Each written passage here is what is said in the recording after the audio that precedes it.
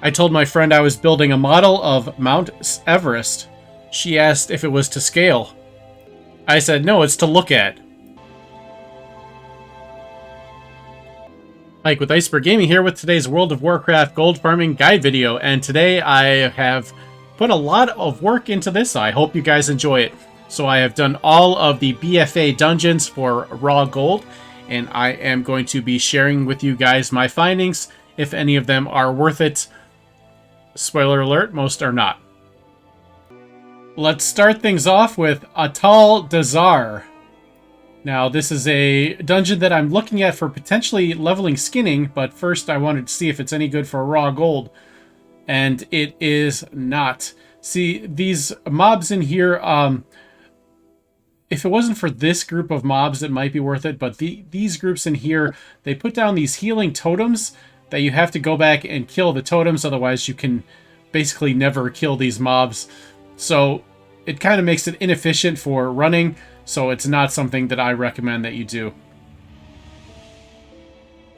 I've got most of the mobs down, but these guys are just healing, so I'm going to have to go all the way back and kill the totems to be able to kill this mob. So it's just not efficient.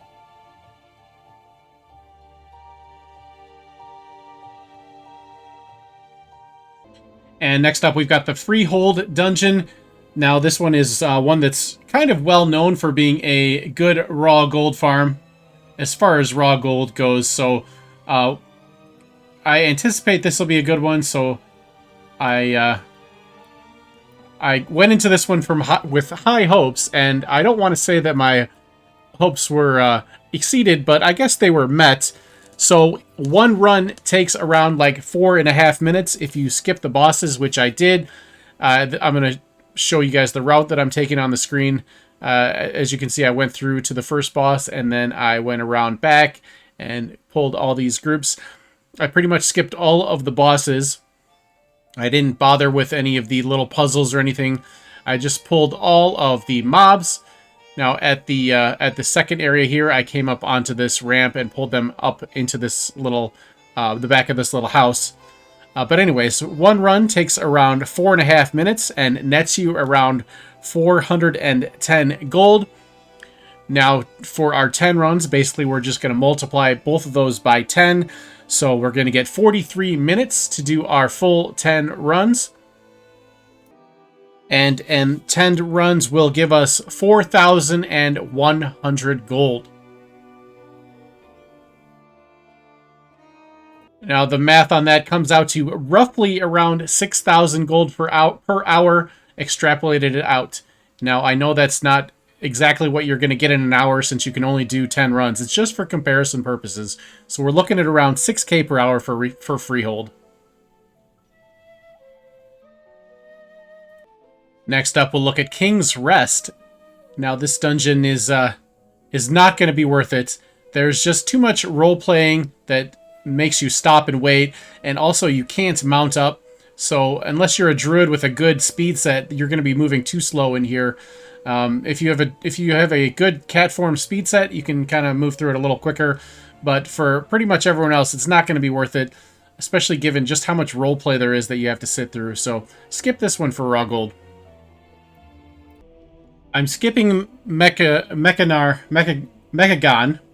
because I can't pronounce it. No, just kidding. Because I don't have a character that has it unlocked right now. So let's move right along to the dungeon, the Motherload. Now, this route I actually saw on Archbalder's channel, where you only do the beginning of this dungeon instead of pulling the whole thing. And he avoids the large Ogren mobs. I don't think it's necessary, but it'll speed you up a little bit if you avoid them, because they do have that stun. So it's up to you.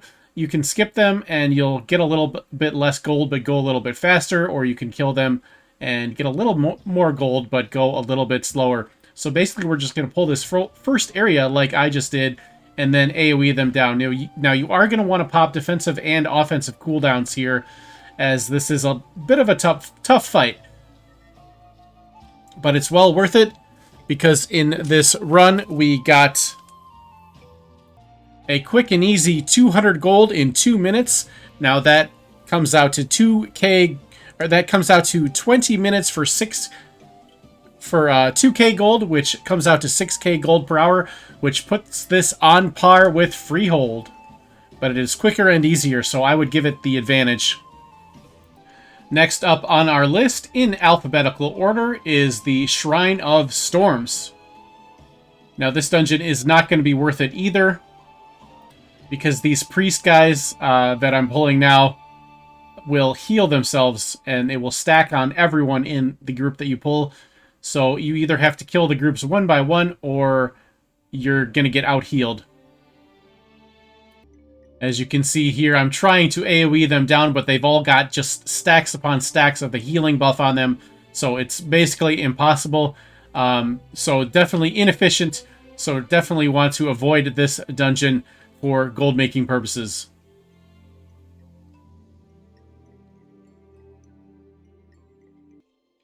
And next up on the list, we've got Siege of Borealis.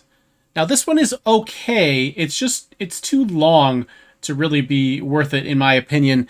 A run took me about 9 minutes, and in that run I earned around like 400 gold. So we're looking at like around 3k gold per hour, which is not worth it in my opinion. Now there were some potential transmog items that dropped during this farm, so it might be a potential look later for a transmog dungeon, but it's just too long to be worth it in my opinion. It took too long. You're looking at 90 minutes for a full set of 10 runs, and that's just no bueno in my opinion. So we're scratching this one off the list as well. And next up on our list, we've got Tol Dagor. This is the dungeon that is a prison. And we're kind of getting the same results as our Siege of Borealis farm here. It's approximately the same length, and you get approximately the same gold from the run. So again, kind of not worth it. There were a couple of potential transmogs also here that looked kind of interesting to farm, but yeah, for raw gold purposes, it's not going to be worth it just because of how long the dungeon is. It was about 9 minutes per run and about 300 gold per run. So that comes out to somewhere in the neighborhood of 1.5 to 2k gold per hour. Definitely not worth it. Next up, we've got the Underrot. This one looked like it had potential. It looked like it was kind of a short dungeon. Maybe we could do it real quick and get a good value, but the start here is not good. We've got these caster mobs that root, and the little totem things that just kind of float there and don't come to you. So it's really hard to AoE everything down at once. So this is not worth it. It looked like it was at first, but upon further review, no. We're not doing this one. It's too annoying, and it takes too long to clear the beginning group. So definitely not worth it in my opinion. On to the next one. And last but not least, we've got Crest Manor. Now, I did my run on this one in about 8 minutes, but I did get lost a little bit, so you could probably speed that up to around 6 or 7 minutes if you know the route. And I got around like 300 gold for the run, so we're looking at around like 70 minutes for 3k gold. So that's in the area of like 2k gold per hour, so not worth it either. So only 2 of our dungeons were really worth it. We've got Freehold, which is kind of well-known, and Motherload, which was a surprise success. So thank you to Archvalder for the tip-off there. But so we've got 2 potential raw gold farms out of this group that are maybe worth it. The rest definitely are not. But that's all I got for you today. If you enjoyed the video, make sure to like, comment, and subscribe so that I know you want to see more like this.